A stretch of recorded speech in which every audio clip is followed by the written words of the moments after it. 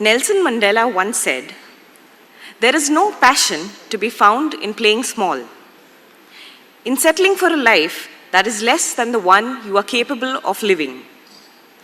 Very few among us surge ahead with true conviction in their hearts and lead a life less ordinary. To dream a dream and then to work towards making it come true.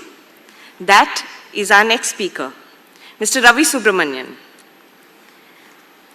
He dared to dream big, and the results are for all of us to see, read, and marvel at. A successful banker turned author, he has won several prestigious literary awards since he debuted in 2007. Some of his more popular works are If God Was a Banker, Devil in Pinstripes, The Incredible Banker, and God is a Gamer. To grill him and make him spill the beans on his journey from banks to the world of writing, we have with us Mr. Meghdoot Karnik. Mr. Karnik is a qualified accountant and is currently the Chief Operating Officer of the BFSI Sector Skill Council. He has vast work experience in financial training, soft skills training, and business consulting. He has authored Dronacharya at the Workplace, a collection of short stories integrating corporate situations from the Mahabharata. May I now request Mr. Karnik and Mr. Ravi Subramanian to join us on stage. Could we have a round of applause, please?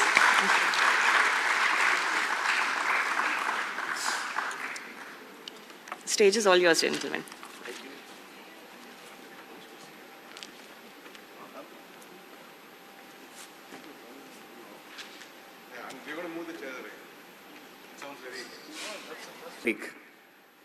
And the confession is, I normally never go on stage with any piece of paper or mobile or anything.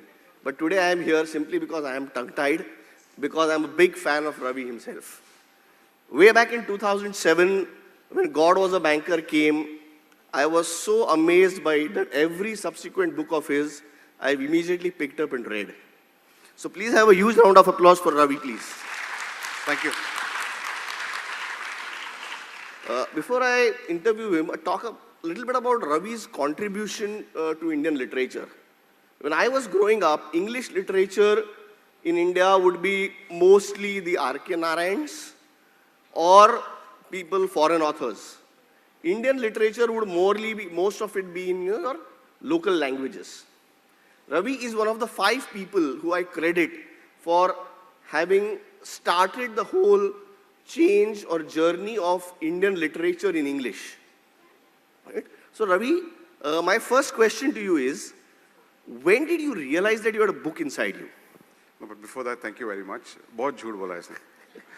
Okay, but thank you nevertheless. And and I make it a point to say this: authors don't have fans.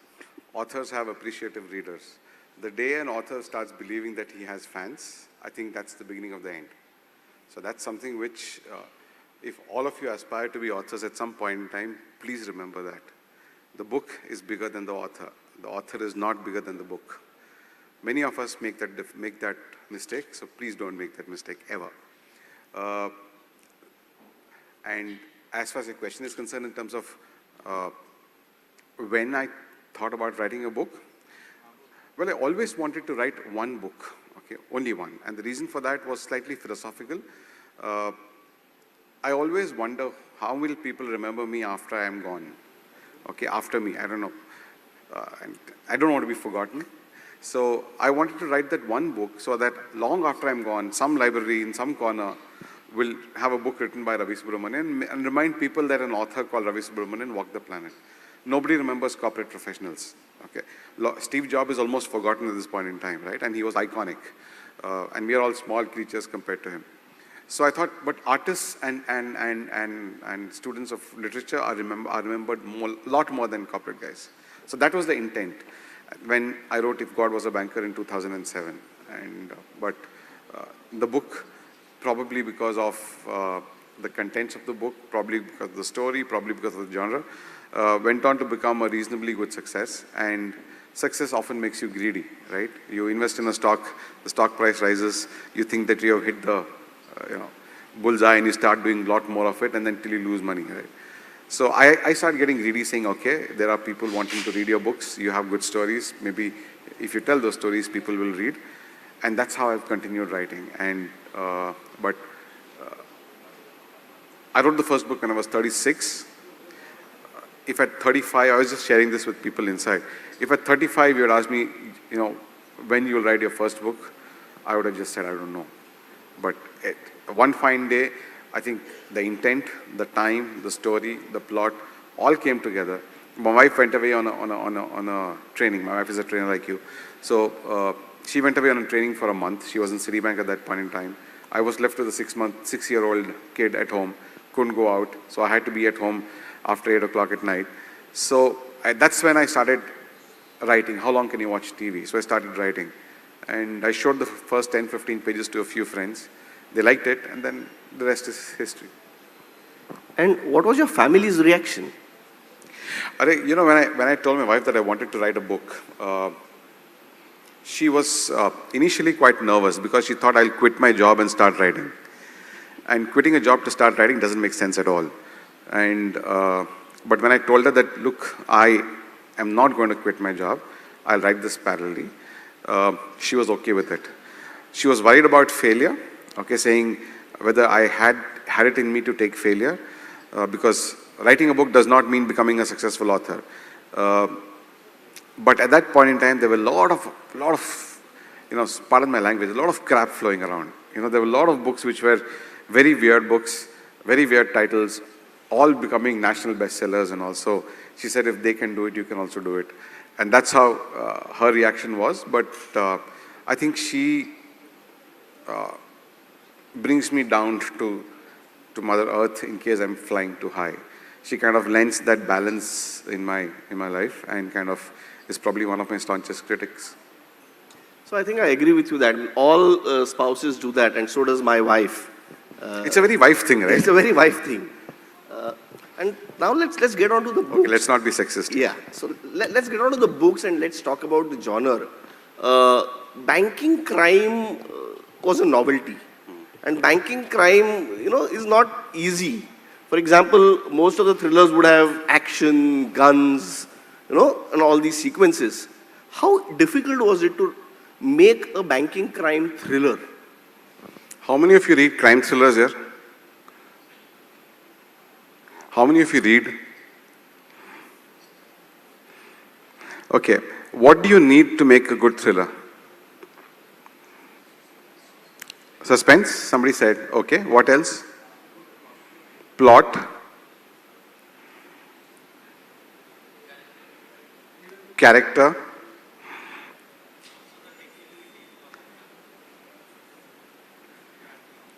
Okay, let me ask you this question. How many of you watch thriller movies? Everyone now, okay. What makes a good thriller movie? Don't say Shah Rukh Khan. Story, murder, mystery, money, lust, revenge, frauds, crime, investigation. Correct? ये सब तो bank में है. Almost everything which I said is there in a bank. You have crime, you have investigation, you have fraud, you have people, relationships, sleaze, money, murders, everything. So what is so difficult about writing a thriller in a bank? You just have to get down to it and make sure that somebody puts pen to paper and writes a thriller. That's all. To me, a bank is probably the most fertile place for plots for a thriller.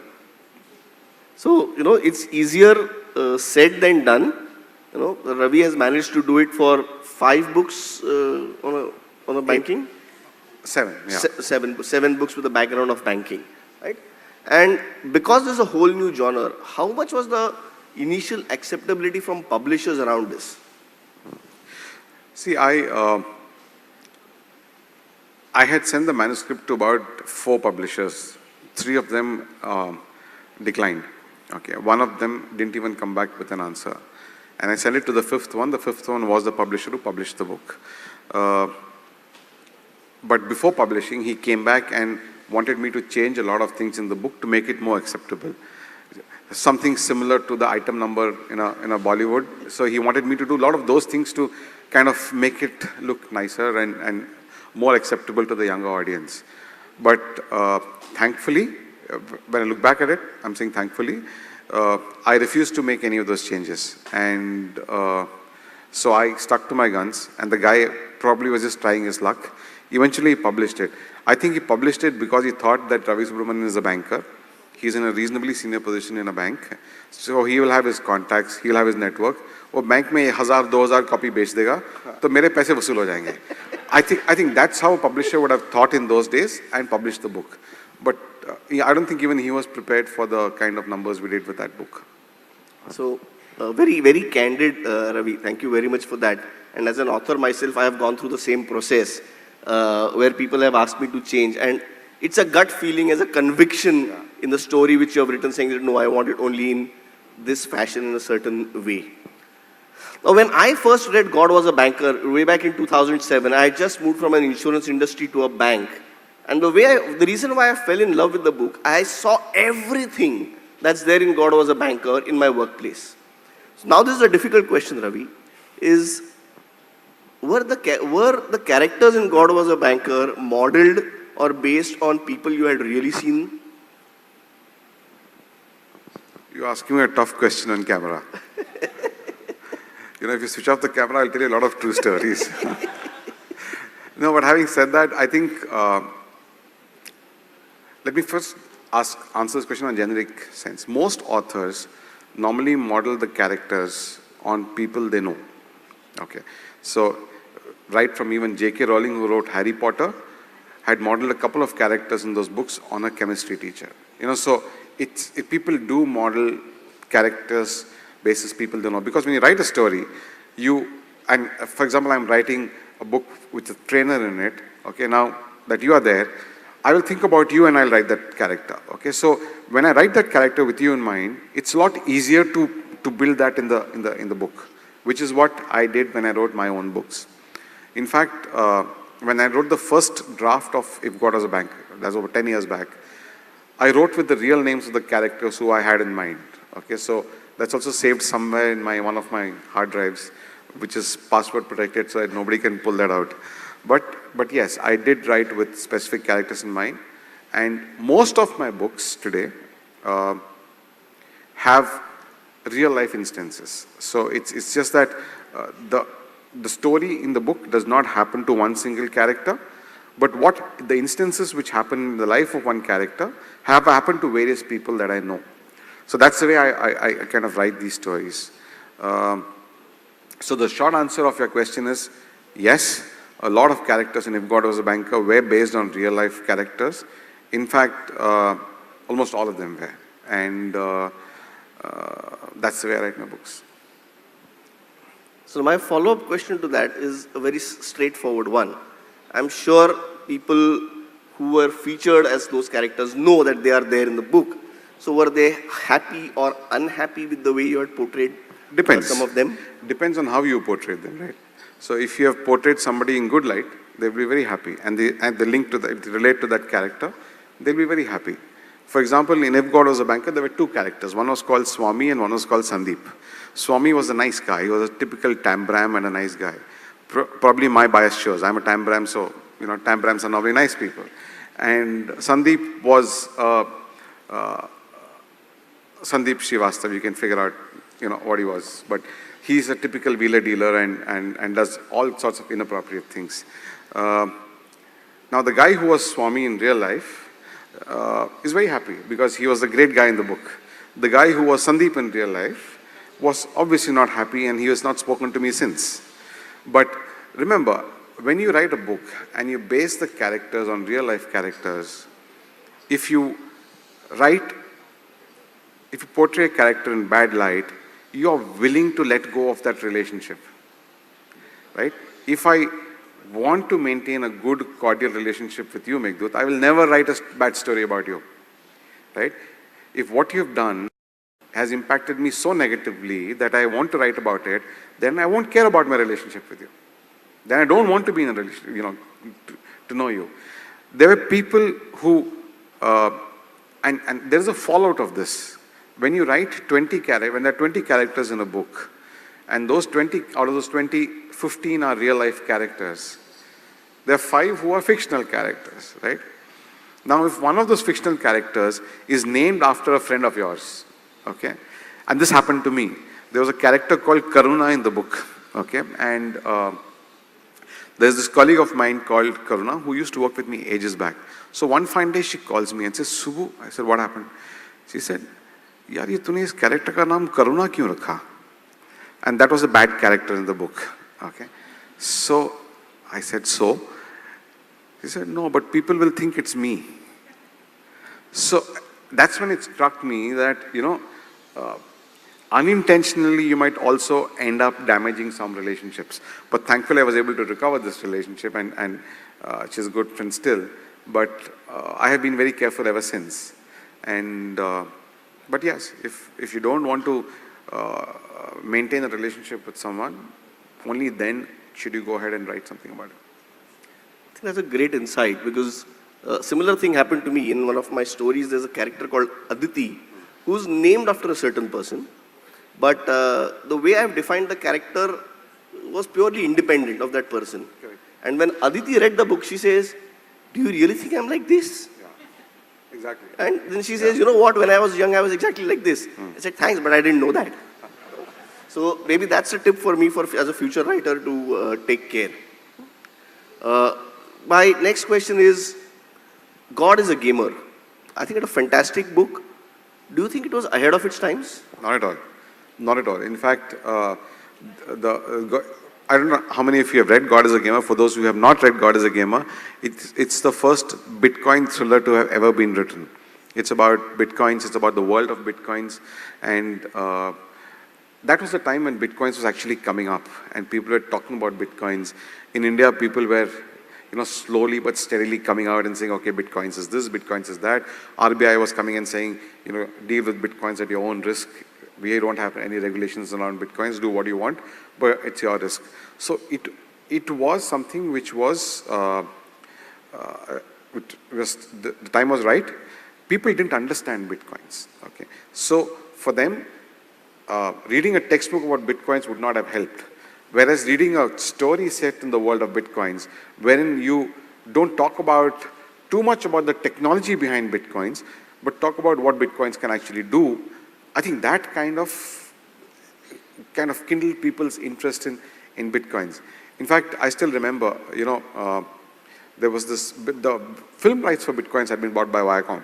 And the Viacom CEO was present at the launch, and somebody asked him, how will you demonstrate Bitcoins in a movie? How will you explain it to people who don't understand technology? He says, look, we have a movie where somebody comes out from a video game and kills people, and people understand. Okay, he was talking about Ravan. Yeah. And so if people can understand that, they'll understand Bitcoins. And his logic was, when James Bond just touches his watch and a laser comes out and kills somebody, etc., or some bomb explodes somewhere, nobody asks you, how did that entire mechanism work? They are just interested that it does something, something else happens. So what happens is more critical than how it happens. Same thing is true for the world of Bitcoins. Today, nobody asks you, how does cash get printed? How does it reach the ATM? How does it get loaded? Nobody asks you those questions. It's like, what does cash do for me? Similarly for Bitcoins. So if you set the story in the world of virtual currency, the focus is not on the technology of the virtual currency. The focus on what are the benefits or the pitfalls of Bitcoins. And that story very well communicated. In fact, every single episode or every single incident in the book is a real incident. Wow. Anybody who's read that book, God is a Gamer? You have, right? So it's pretty advanced, I thought, at that point of time. Which brings me back to a question which I asked you personally, but I think I need to ask you in public. Ever since I've read all your books, as a teacher, as a trainer myself, I sincerely believe that a whole series of your books should be converted into an academic course on banking. Because teaching banking is so boring. And if I have to prescribe 7 books of Ravi Subramanian, which will teach you how practically banking works, theory you can pick up anytime, anywhere. Have you ever thought of it, or any university, anybody approached you for this? You know, Meghdoot, you want me to stop writing, tell me that. Okay, now, the point is, if you prescribe those books as academic books, वो 7 किताबें तो बिक जाएंगी, okay? After that, people will lose interest in you. Now, nobody likes what is academic, right? Ask these students if they'll go out and buy what is prescribed to them as a course content, go and read something by the same author outside, they're not going to buy. Trust me. The day Harry Potter was made a course subject, a course content in part of the curriculum in schools in India, my daughter went on a 1-hour rant saying, how did they do it? She wrote columns about it saying, how did they even dare to put Harry Potter in the curriculum? Now, nobody wants to go back and say, you know, why did Harry Potter raise his eyebrow while talking to Hermione in this manner? Nobody wants to analyze, you know, what the reason for Ron Weasley's expression or emotion or whatever. Nobody wants to do that. If you do that, you're killing the franchise. Right. So for me, the day you put my books as academic content, I'm doomed, okay? But having said that, I think what is more important is given that my books have a lot of real life stuff in it, have got a real life instances which may lead to fraud, things which happen in real life in all their lives and which they would have never thought of, and kind of presenting it in that perspective. I think it makes sense to read them just to understand how things operate and how things work. But beyond that, I think each one unto his own. Don't prescribe my books as academic content, please, no. Okay, thank you. Now, after 7 books, you moved to the bestseller she wrote, which is a completely different industry. How difficult was it for you to move away from banking and get into the publishing industry? See, it was not difficult at all, and I'll tell you the reason why it was not difficult. Because I consider myself one of those few authors who likes to keep oneself updated on what's happening in the industry, be it the banking industry or banking industry for obvious reasons because I work there, and on the publishing industry because that's my passion. So, bestseller she wrote was a story of the illicit love affair of India's best-selling author and a wannabe author who wants to become a bestseller, and she tries and uses him to become a bestseller. Right? That's the way it, and how it kind of messes up his family, how it kind of messes up his writing career, and how he comes out of it. That's the story. Even that, I don't know how many of you have read that book. It falls in the genre of romantic thrillers. Even that is a true story. A lot of it is true and inspired by the real life of best-selling authors and publishers. Because it's in the same industry to operate in, it was not too difficult. But I wrote that book because I wanted to move away from being branded as a banking thriller writer. You know, I never wanted to be a thriller writer in that sense. If God Was a Banker is not a thriller, it's a story. It's a beautiful story, not a thriller. Somewhere down the line, I put a murder in a book, and from there on, the thriller got stamped on you. And from there on, the market forces started putting pressure on you to write thrillers. I wanted to break out from that, and that's the reason why I wrote the bestseller she wrote. And if given an opportunity, I will continue to write more books outside the banking industry. Having said that, I will not let go of the banking industry per se, simply because I feel that given that I have started writing in this space and have been reasonably well accepted, it makes sense to give out more stories in this space to people to read. So I will do both. I will actually write outside and as well as in the industry.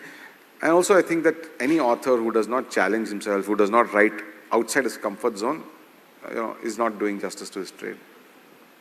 So actually, in the bestseller she wrote, the bank is one of the central characters. Or one of the catalytic characters, if you can say. No. The bank is there in the book simply because I'm writing about the best-selling author, okay? And India, if you look at all the best-selling authors, almost all of them have been bankers, right? So that's the reason why the bank makes a presence. Take the bank out of the equation, the story does not change. Right. Now, what next, Ravi? What's coming? What's on the cards? That is, if you're allowed to say. The next story, which I'm writing now, which should come out on June 27th. The date is June 27th because June 27th, 2007, I wrote my first book.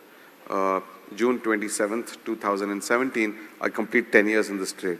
So the next book gets launched on June 27th. How many of you have heard of a temple called Padmanabha Swami Temple? Thiruvananthapuram, Trivandrum. It's a temple which is supposed to be the richest temple in the world. Okay, and they have actually, there are 6 vaults, subterranean vaults in the temple, and they have found close to $20 billion worth wealth in those vaults. Now, just imagine what happens, and there's a team which went and audited those vaults, went and tried to figure out how much of wealth is there, you know, table it out, catalog it, etc. My story is based on that temple, the vault, and a team which goes to investigate, audit those vaults. And then what happens? Then murders happen, investigations happen, etc., etc. So it's based on that. No banking, completely outside this world. This is the first book of mine which has 0 element of bank in it. Fantastic. And I'm sure the entire audience, as well as me, will be looking forward to read this because of your racy style and your fast, pulsating way of writing this. And exactly all the elements that you mentioned, power, money, everything is there as a background in something like this. So before we end, a few personal questions, Ravi. What is Ravi Subramanian as a person? We know Ravi Subramanian as an author. How or who is Ravi Subramanian as a person? Lazy. I started writing in banking because I was a very lazy guy, didn't want to do too much of research. I get back home, I'm slightly more organized than many people think I am. I get back home by 6:30 every day, despite my job, and helps me spend a lot of time on writing and promoting books. I am a clingy father. Okay, I have one daughter who's 17 now, and my wife says I'm an extremely clingy father, but I don't know. That most fathers are that way, right? So, and I love my music. I love watching cricket. A huge Rahul Dravid fan, and that's it about me. So now enough from me. Now let me hand over to the audience. If there are any questions in the audience for Ravi.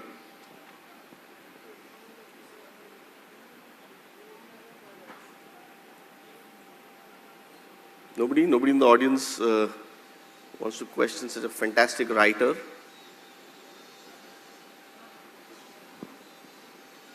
Can we have the mics, please?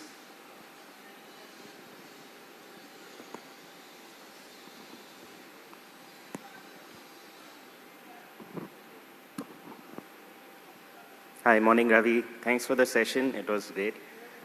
I'm an ex-banker also. 2-3 questions actually.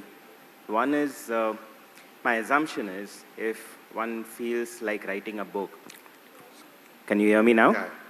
If one feels like writing a book and one has a lot of ideas in mind, after the first book there is a total vacuum. How did you come over that to get on to your second and third and fourth? And the second question is,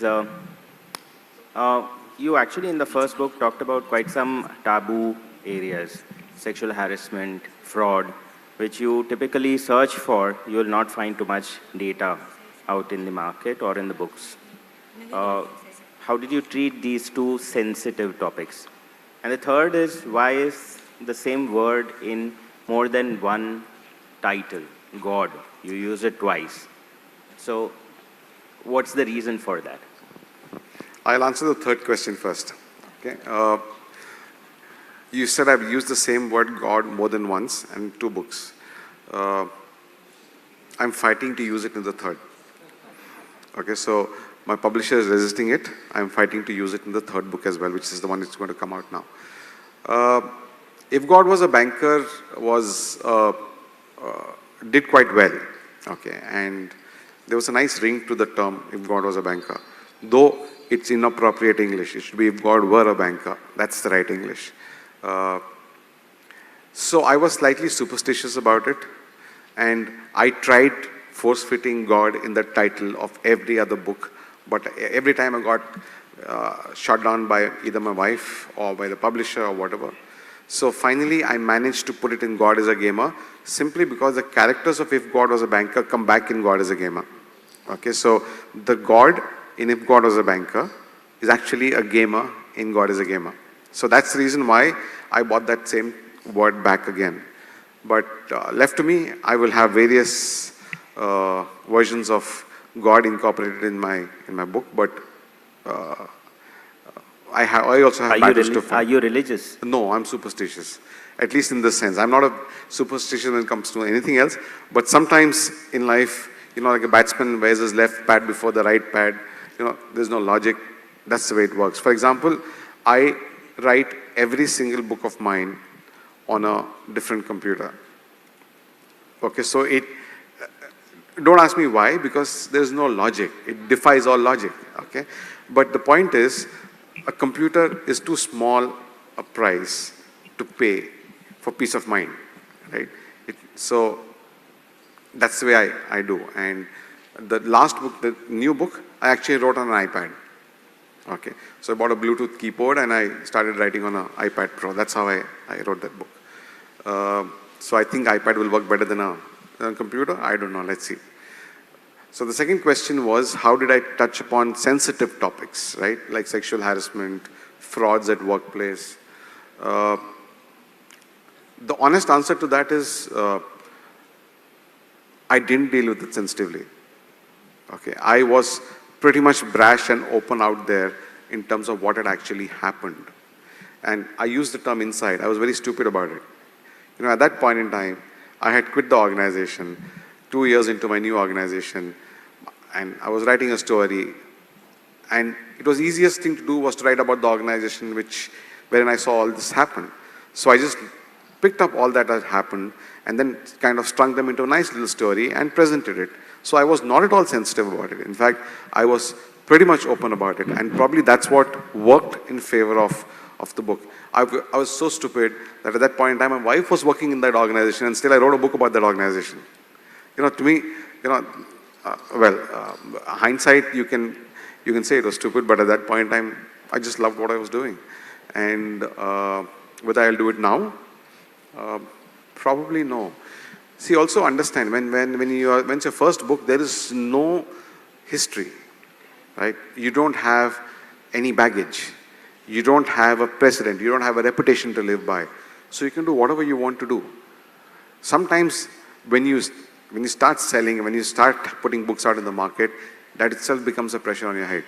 So you can't do things which you have done in the first book. So that happened. So the answer to that question is that. What is the first one? After the first book, how do you get past the vacuum? Yeah.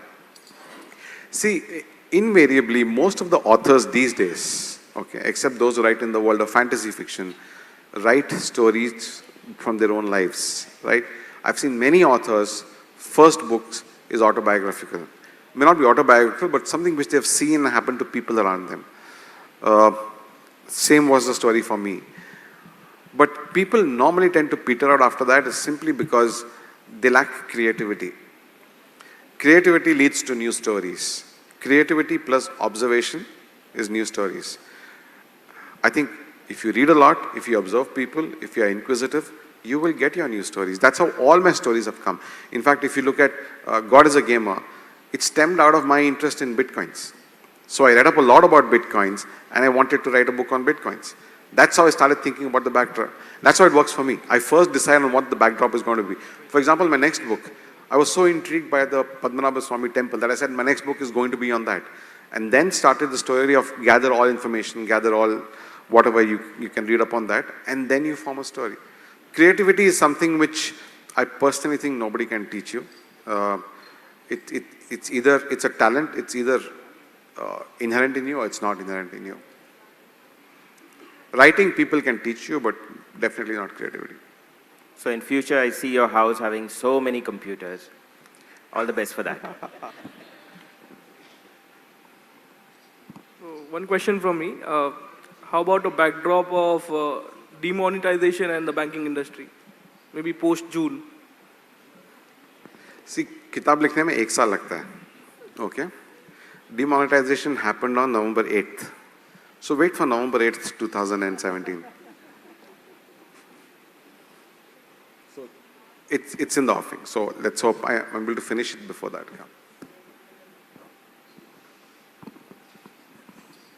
Yeah.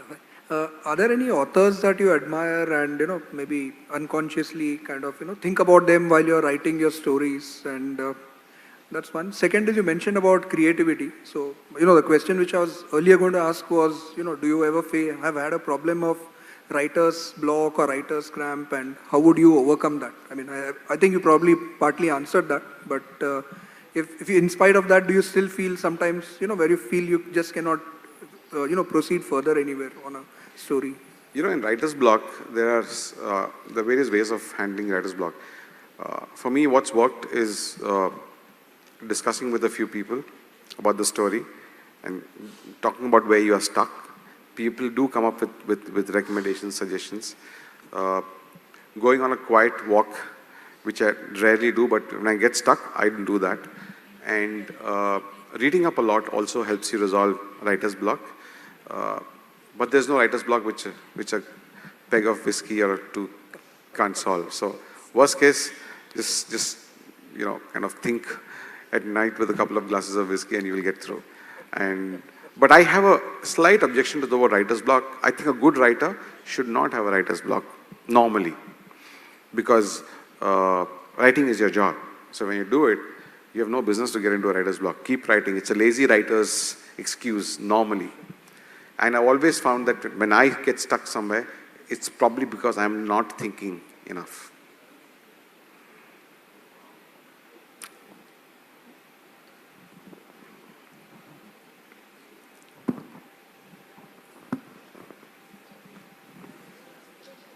We're done.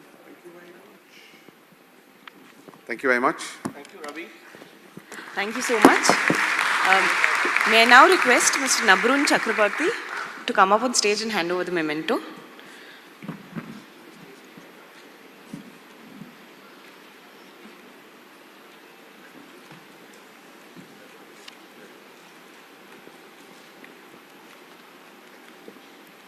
Thanks, man. See you. Oh, wow. This was good. Could we have a round of applause for Mr. Subramanian, please?